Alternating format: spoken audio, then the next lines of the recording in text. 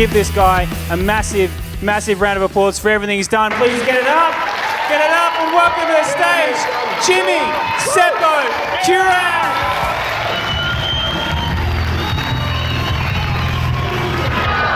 There's a saying, if you want a job done right, do it yourself. I found out the hard way that does not apply to blowjobs.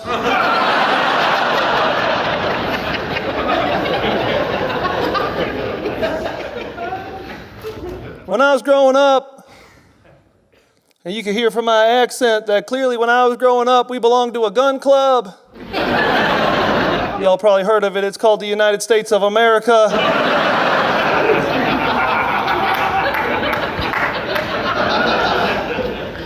But when I was growing up, we lived in a trailer park. A lot of problems in America in the trailer parks with the meth and with the poverty. When I was growing up, we were so poor, couldn't afford a normal pet like a cat or a raccoon.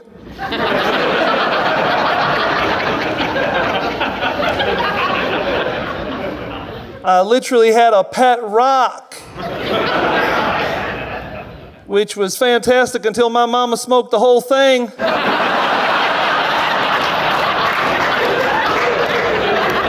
That is a meth joke, young lady.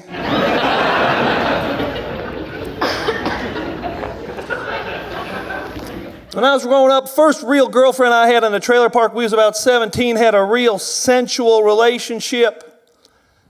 She thought she were a comedian, said to me, "Jimmy, I got a little joke for you about gonorrhea.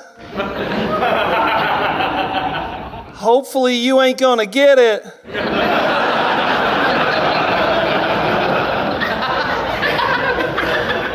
And admittedly, I did not understand. But about 2 weeks later, I got it.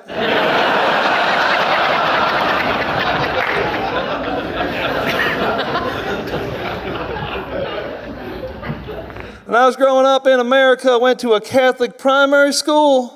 Had a lot of problems at the Catholic primary school when I was growing up because I kept telling all the other kids that when Judas was growing up with Jesus, Judas used to bully Jesus.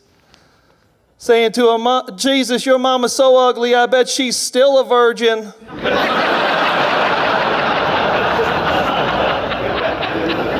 I like that joke.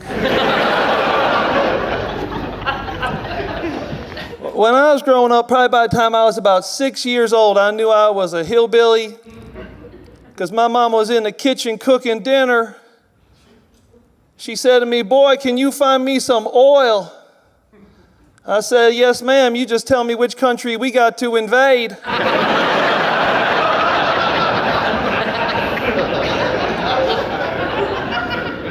I got an old mama. My mama's 70 years old now, and it means that she don't do so well with the technology and stuff. And my daughter and I, we called her for her birthday, had the most awkward conversation. Because my mama pick up the phone and says, "Sorry, I'm still in the shower and I'm still naked." My daughter, 6 years old, said, "Yeah, we know, Grandma, we on FaceTime." I still ain't right after that one.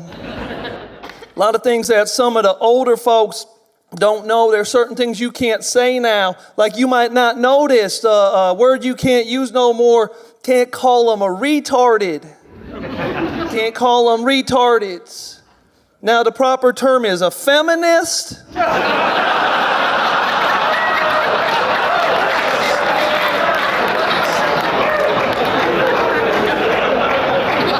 It's important to understand that.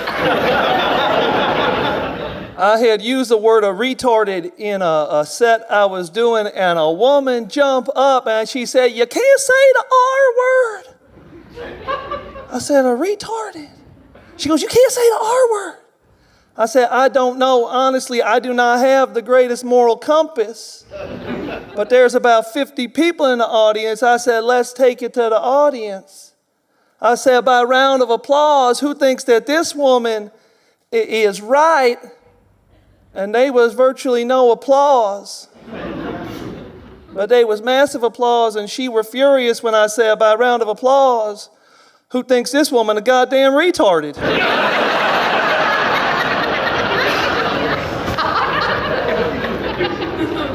She did not want to have the sex with me after that. Here's another one people don't realize now. These days, you can't call them special needs no more. Now we got to call him Mr. President.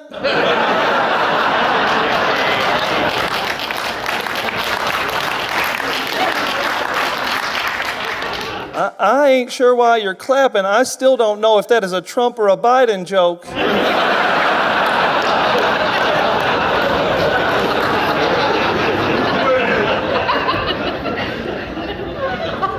Here's a word you got to say now. People don't realize you got to use the word, you got to call them now pescatarians. Can't use the old word, which were lesbian.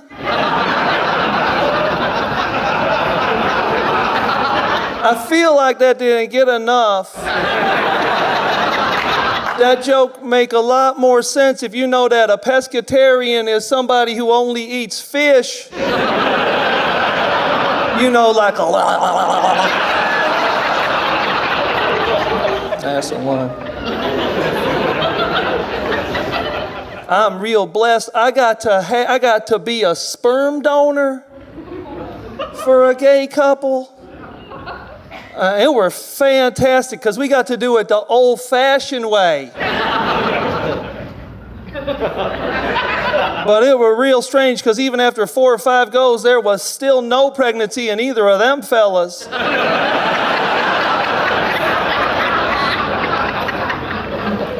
I might have been doing it wrong. I give you now, again, people over 70, I'll give you another one you don't know, you can't say, okay? But these days it's very important. You can't call them, and this is a little vulgar, I apologize, but you can't call them f***ing faggoty, lazy f***s. Because now the proper term is a millennial.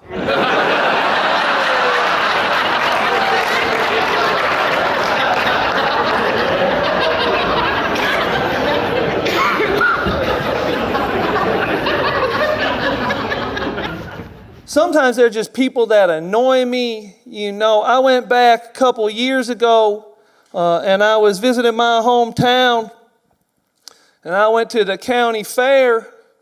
We got a famous county fair because we have 74 foods on a stick. Not all the same stick. And I got stuck talking to this woman that I knew when I was growing up, tall, skinny bird like that. And I never liked her when we was growing up because she used to make fun of me for being a little fat kid on account of I was a little fat kid. But I'm at the county fair and I'm drinking lots of beers, maybe too many. And she driving me crazy. I don't want to talk to her no more. So I jokingly called her anorexic. And she was like, Jimmy, how dare you say that? You know I'm anorexic. And I said, anorexic? How am I supposed to know you're anorexic? You look fat to me.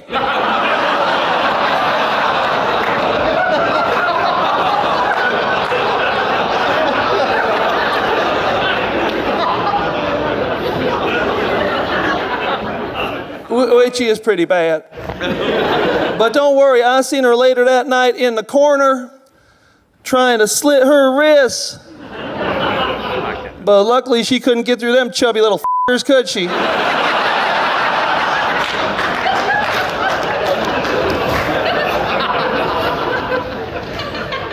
And to this day, I still have no idea why that woman agreed to marry me.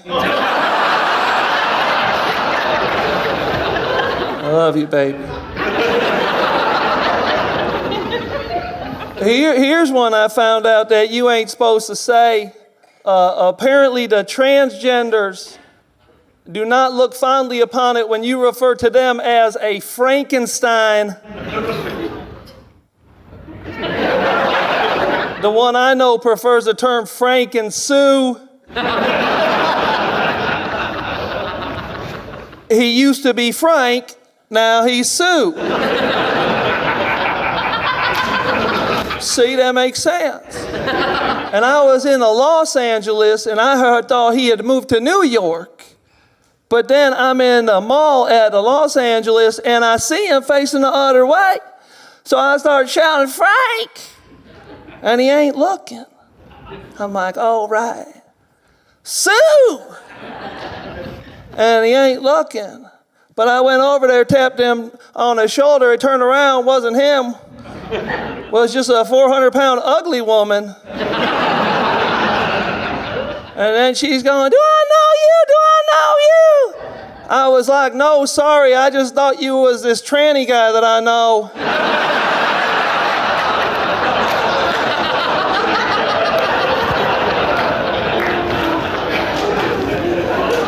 And then she's all like, I'm really angry about this.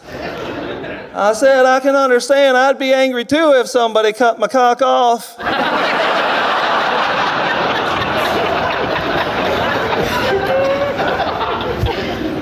It's just this for 45 minutes. It's just there's no storyline. I hope y'all wasn't hoping for. When I was growing up, played American baseball, but I had a bad experience twice in one summer. Caught the ball with my face. After that, my daddy didn't want me to get touched up a third time by the baseball coach.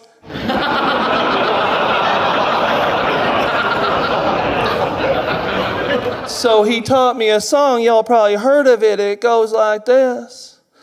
I'm a little teapot, short and stout. This is my handle, you can't touch my spout.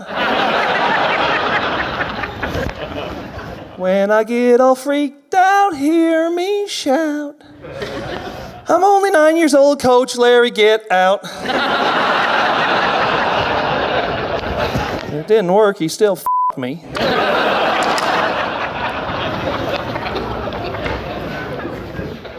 I'll tell you what the problem with America is. Here's the problem with America. America is what happens when you take 370 million people who, just like me, got about as much culture as home brand yogurt.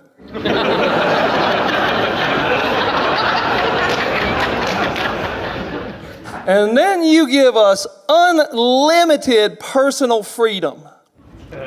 Like the freedom to believe that Australia ain't got no milk. What the f*** is the right answer? It's a true story. My sister were coming for a visit. She got an 18-month-old baby. She says, when I come for a visit in Australia, have y'all got milk? I said, Katie, come again. She says, in Australia, have y'all got cows? I went, oh my God, the inbreeding is making us dumber. So I wanted to give her an Australian answer. I said to her, baby, everybody knows that Australia got cows. They just don't make milk. They only make the wee-wees. And then Australia takes that, put that in cans, sell it to America, call it Foster's beer.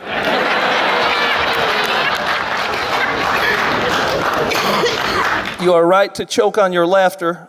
That is a great joke. But when I come over here, you know, there's some words that are different, and I didn't understand them. First time a guy invited me into his shed, shows me these white bottles with frothiness, says to me, mate, how'd you like to drink some of me piss?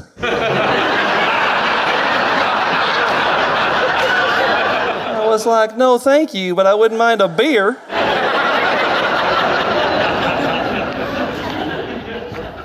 I had another bad shed experience.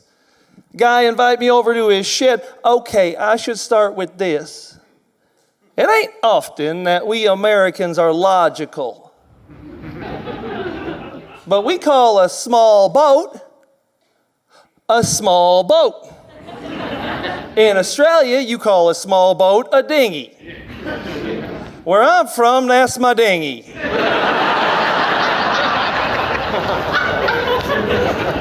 So a guy named Budgie takes me into his shed, said, "Let me show you my dinghy."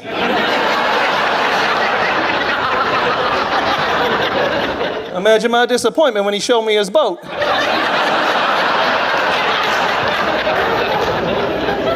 Imagine his surprise when I showed him my dinghy.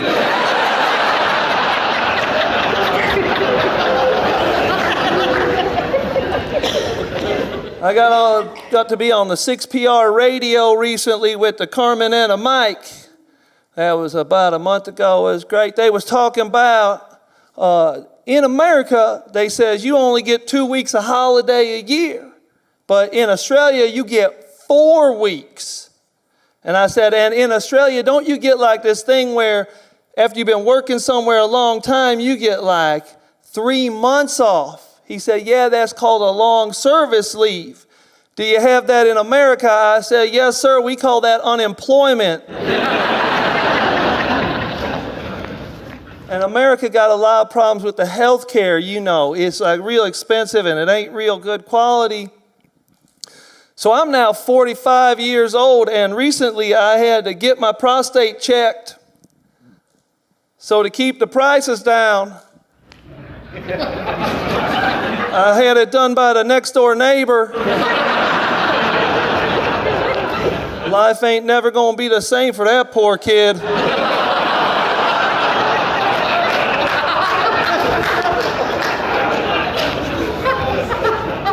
I say poor kid, he ain't poor no more. I gave him $25.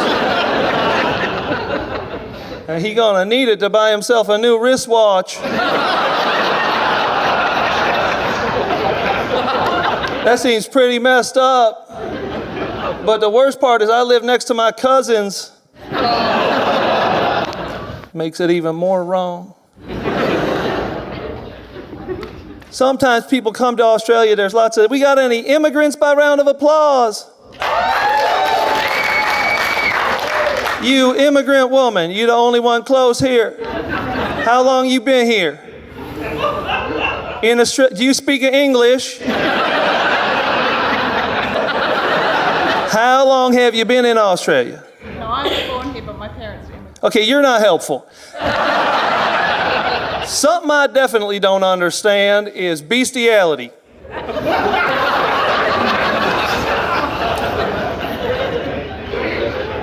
People who do that, they just f***ing animals, aren't they? I always wonder, is it bestiality to suck the milk directly out of a cow? Probably not if you're a baby cow. But it is frowned upon if you are a full-grown man in a baby cow costume. My uncle kicked me right out of the barn. He was like, that ain't even a cow.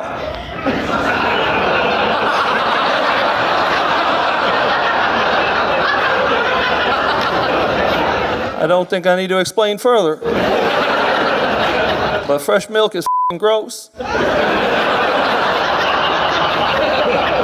That's disgusting. The fact that you people laughed at it makes me lose all respect for you.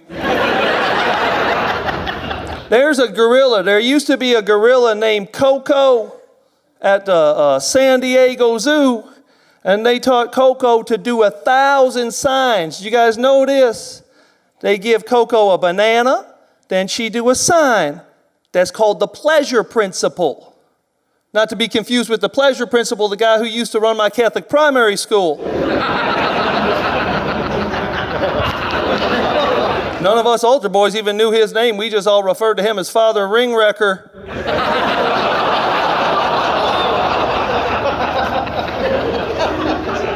Going to the Catholic primary school there for me for a long time was very touch and go.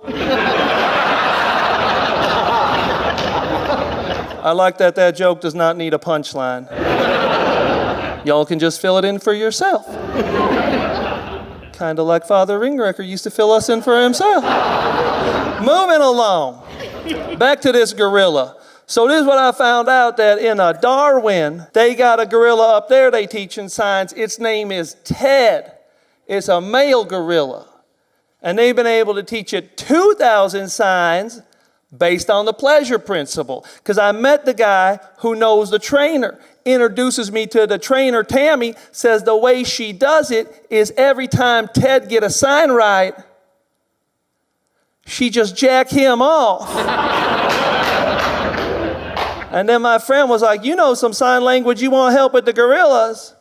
I said, I don't know that much sign language. He said, don't worry, I'll go in the back, get you a gorilla suit, Tammy will fix that.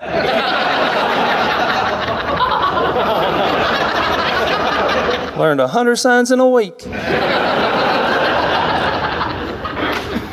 Here's one that I read in the Australia Geographic, right? And I did not know this, that the dingo is the largest land-based predator in Australia. Which is crazy, because this whole time I thought that was Cardinal George Pell.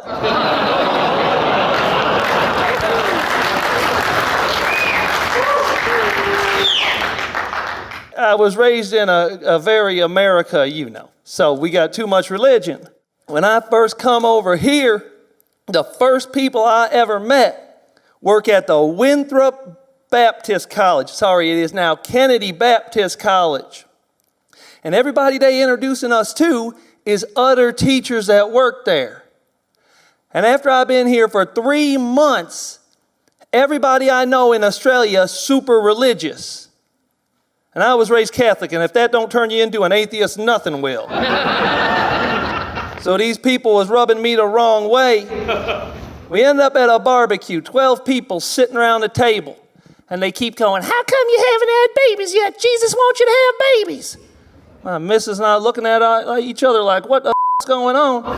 And one woman looked kind of like you. How come you haven't had babies yet? Jesus wants you to have babies. How come you haven't had babies yet? I looked up from my food. I said, because I can't get her pregnant shoving it in her ass.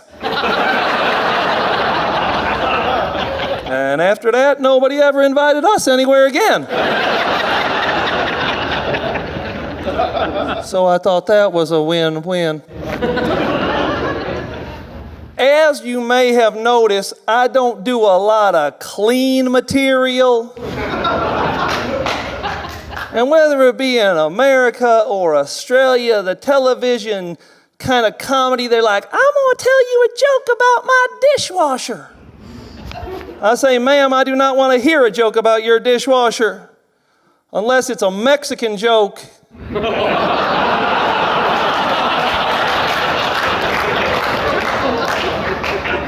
Then I'm all ears. This beard is an Amish beard. Abraham Lincoln beard.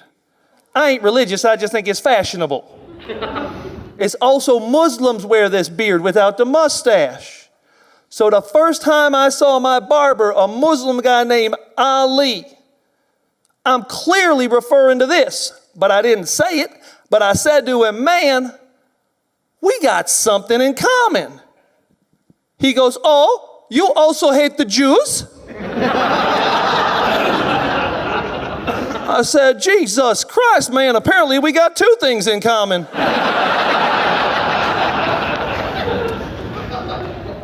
I got this motto.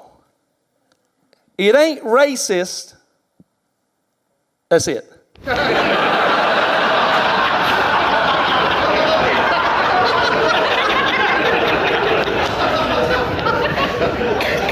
It ain't racist if it's funny.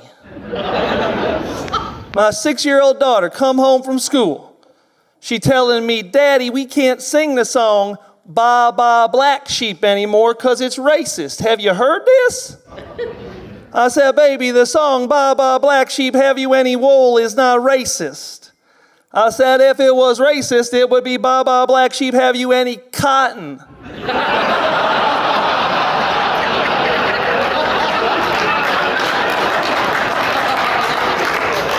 That would be racist. I says to her, what you supposed to say instead? She said, bye-bye rainbow sheep. I said, that is the gayest shit I ever heard. And you know who's causing all these problems? It's these damn millennials. Changing the words to everything. Soon they're going to have to change the words of that song to Baba Millennial Sheep, have you any job? No, sir, no, sir, still live with my mom.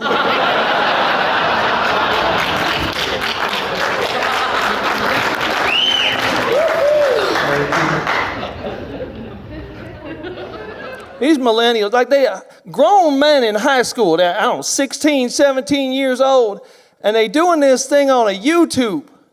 Have you seen this? They take a video of a new iPhone they bought. They take a video of them taking it out of the box. The silliest shit ever. They call it a box reveal. When I was in high school, a box reveal is when your girlfriend's skirt was too short.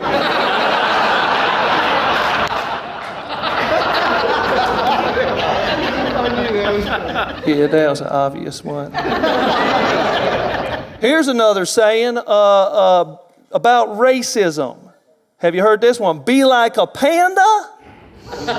There's a real saying, because they black and they white and they Asian. Which I assume is why they can't drive for shit.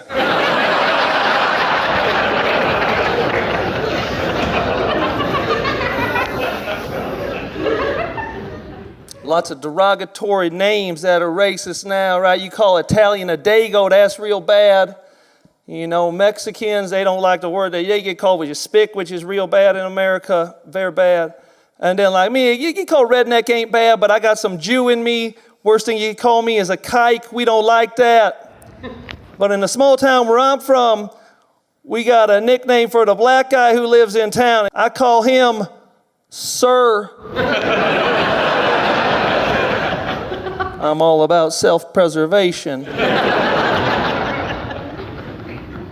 But sometimes because I do some racy material, people think that maybe I is racist. But I assure you, I dated black girls in high school because I am colorblind. I do not see skin color. I see one thing. Good titties. If you got good titties, we gonna be friends. And that might seem a little misogynistic, but it ain't. Strap good fake titties to you, I will you like an alpaca.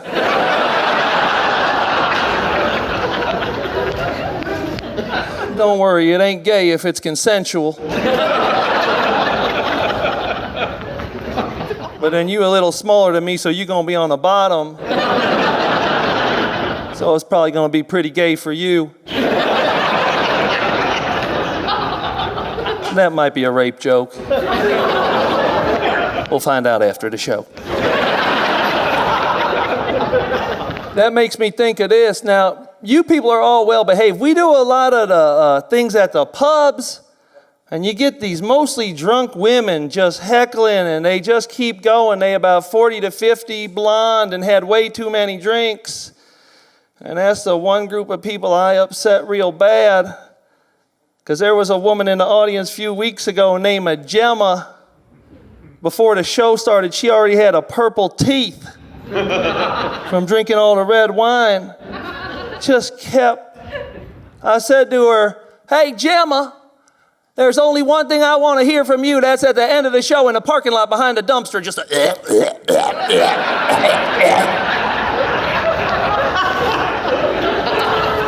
She did not find that as funny as you did. Moving along, I went back, like I was saying, I went back for a visit, and I was in America, and I was about 20 minutes away from my hometown. I went in there in the petrol station, talking to the attendant for maybe 2 minutes, and after 2 minutes, he goes, boy, where the hell you from? I said, I'm from here originally. Why is that? He said, because you say a bunch of weird words that don't exist here. like mate and petrol and gun control.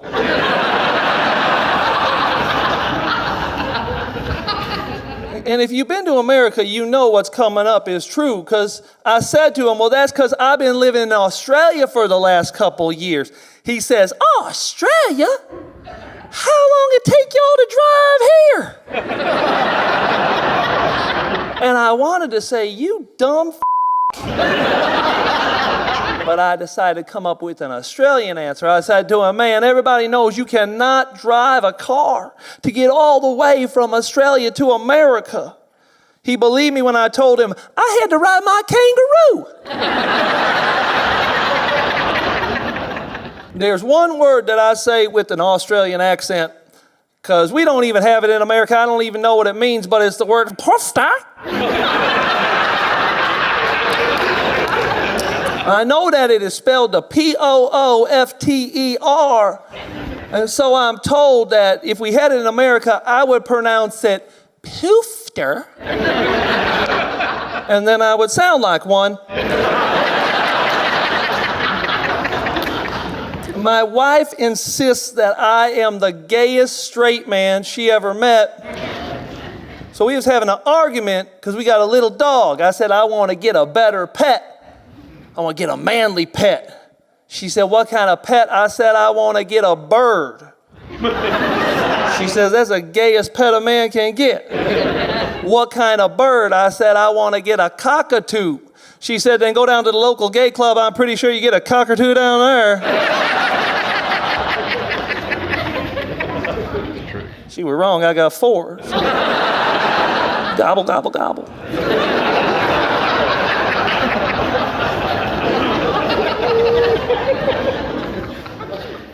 I love this beard. She tolerates this beard. But before this, I had the greatest mustache of all time, the handlebar mustache. It's big and bushy, loved it. She was not a fan, gave me an ultimatum, said to me, Jimmy, until you shave that, I ain't gonna shave down there. But joke was on her, because after 6 months, we was both looking like 70s porn stars.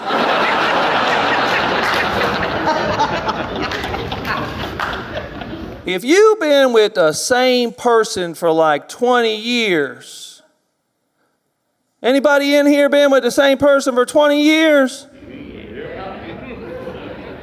Hear the joy.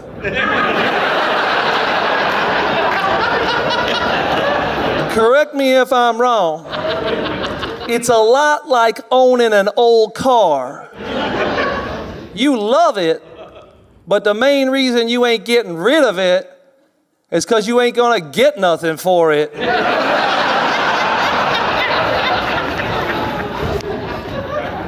And even if you do trade it in, you're only gonna have enough money left over to buy one of them Asian models.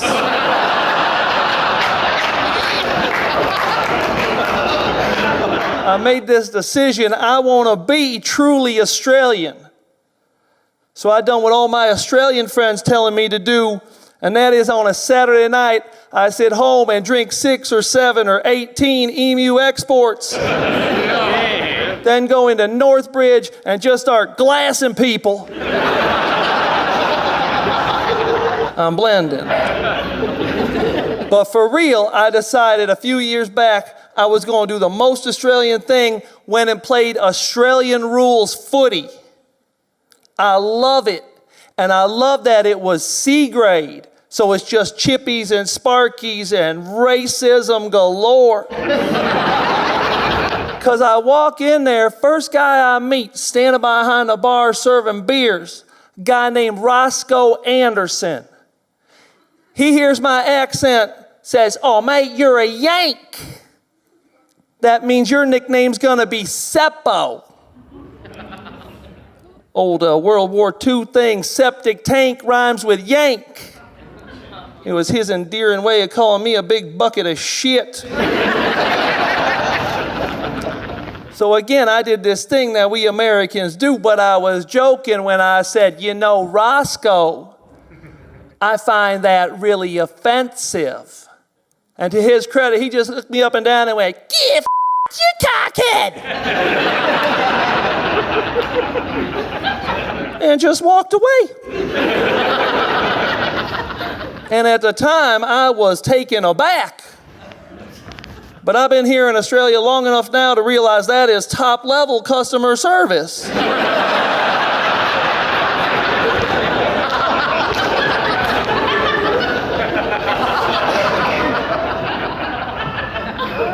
But if we gonna be honest, Roscoe is a blokiest bloke, Australian through and through. He did not call me a cockhead, did he? He called me the most offensive, terrible C word I ever heard. That bastard called me a Canadian. Which is offensive, because them people are c***s.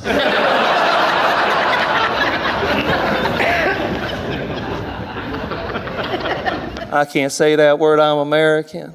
A lot of people don't know that if you're an immigrant here now, they make you do a test. They made me do one of them IQ examinations. But I couldn't do the normal one because you got to be able to read and write good for that. I had to do the one where you try to put the round peg in the square hole. The joke was on them because I figured out in just under an hour you can't do it.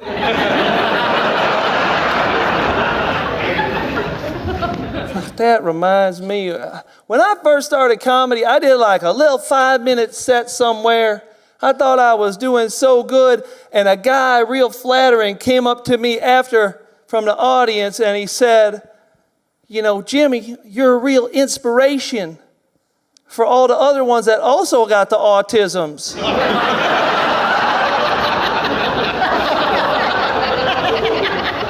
I didn't want to be rude, but I've never been so speechless. I was just like, "Thank you very much."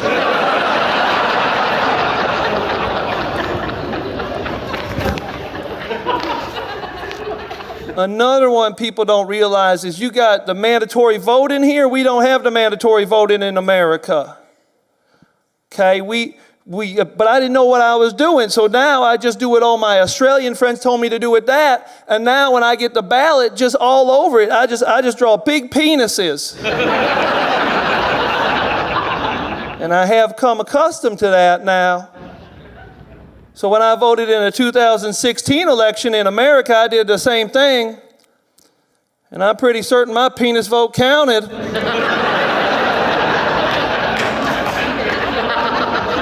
Because we elected a massive dickhead. My favorite part of that joke is that I pulled the wool over your eyes. I actually wrote that joke in 2012 about Obama. Thank you. We got one Trump supporter. Very quiet in the back there. I'm trying to fit in to be a good immigrant now. And I learned some important things. I learned this one. Aussie, Aussie, Aussie. Are you people from here? Aussie, Aussie, Aussie. That's what it's supposed to be, was my understanding. I also learned a FIFO. Fit in or off. And I love that Australia is a melting pot for people fleeing all sorts of third world countries, like England. I love having conversations with other immigrants, finding out that they is Italian, and their family is mostly in Italy. Or they is a Kiwi, and their family is mostly in Rockingham. That's right, isn't it? Or they originally from Rockingham, and they family mostly in jail.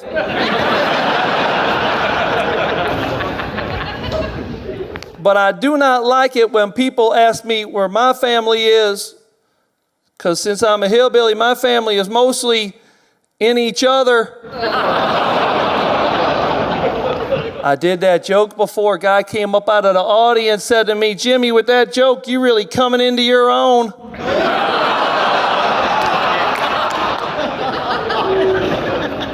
He would know, he's my brother.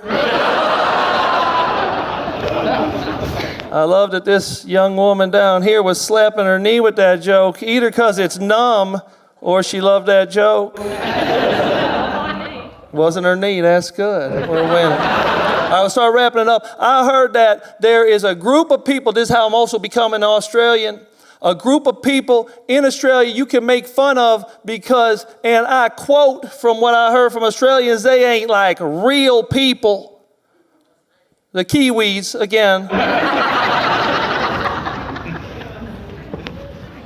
I met a woman and we were having an argument about, I said, Australia got the better wildlife. She said, no, New Zealand does. I said, no, it ain't true. She said, what do you even know about the New Zealand wildlife? I said, what do you mean? She said, what do you even know about kiwi birds? I said, I know every one of them I've dated's been a slut.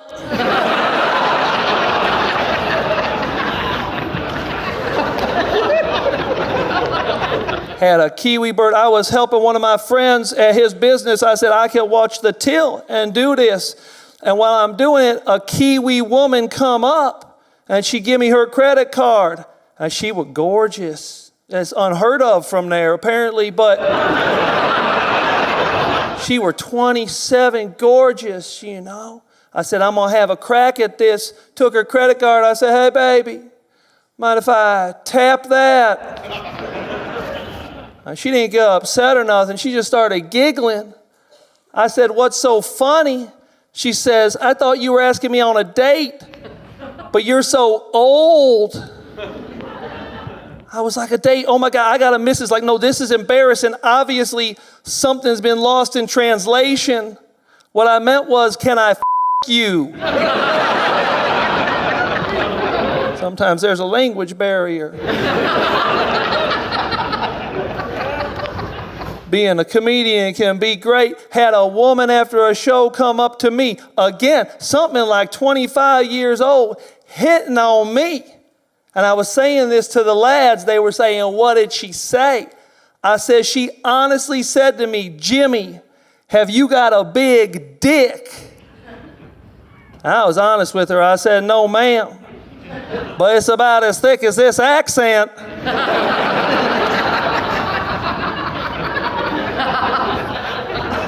And then I was like, man, I'm going to have to do this for my country. And I'm a dual citizen, so I'm going to get to do it twice.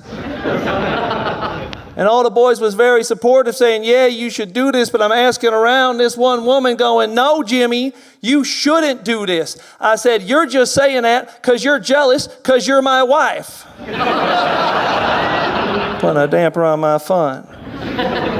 I'll give you 3 more little jokes. My favorite day in Australia. Now, I'd like to say it's Anzac Day, but I ran into a problem.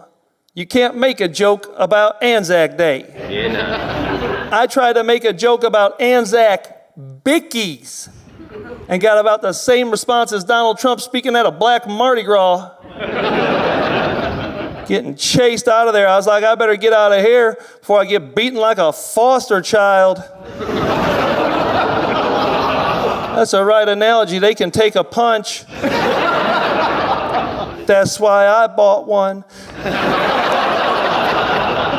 My favorite day in Australia is Australia Day. Because you got to go down to the beach, get all drunked up, and party like a rock star. And that's what I did about 3 years ago. Took my 14-year-old daughter and this 16-year-old punk that I don't like that thinks he's her boy. She thinks he is her boyfriend. His name's Jono. I don't like him because Jono got dirty thoughts in his mind. But luckily, karma's a bitch. Because we got down to the beach and the first thing that happened is old Jono got stuck on his leg by a jellyfish. And we didn't have no vinegar.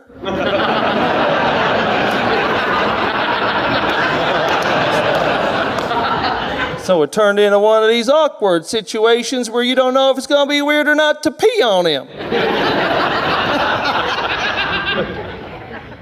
It was not weird for me. But that little bastard kept screaming, Jimmy, Jimmy, you're burning my eyes!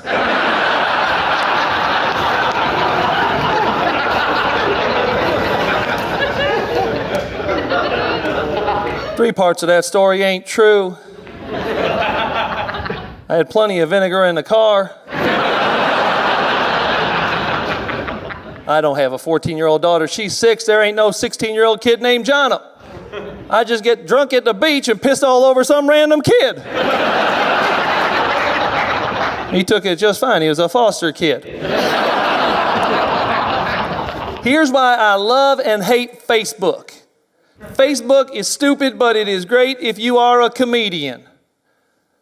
There's a woman from the gym, 21 years old, named Renee. Gorgeous, perfectly fit, you know. She got the fake pumped up lips to go with the fake titties and her fake personality. And I'm friends with her on a Facebook, and she's fishing for compliments. She's going, oh my God, I gained a kilo, and now no guy ever wants to go out with me again. And all her friends, the girls are going, babe, you beautiful and you sexy. And then all the guys are saying nice things because they just want to get in her hot pocket. And then there's what I writ, which was, don't worry, some guys like fat chicks.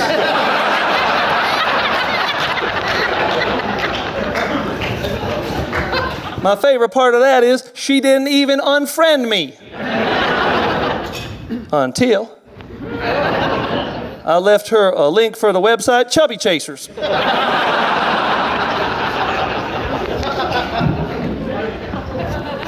Now, I was telling you before about Roscoe Anderson. And when we was at footy one time, the boys was talking about how funny his brother is. I go, who's your brother? He go, he ain't funny. I go, who's your brother? He says, Will Anderson. I go, who's that? He goes, exactly, he ain't that funny. But I researched it. He's hilarious. An Australian icon, right? So I always wanted to meet him after that. And 2 years ago, I was performing here at the Regal Theater, but they got a small room where you do 150 people. He was in a big one, packed out 1,000 people. And as luck would have it, at our shows were at the same time, finished at the same time. But I didn't want to bother him, you know. But as we're walking down the stairs out the back exit, I'm holding the door for everybody. As he come down the stairs, I jump out in front of him. I said, Will, I got to tell you something. And he looked at me like, oh, he's going to tell me how good my show was. I said, the biggest legend in Perth is your brother, Roscoe. He went, what? And we talked.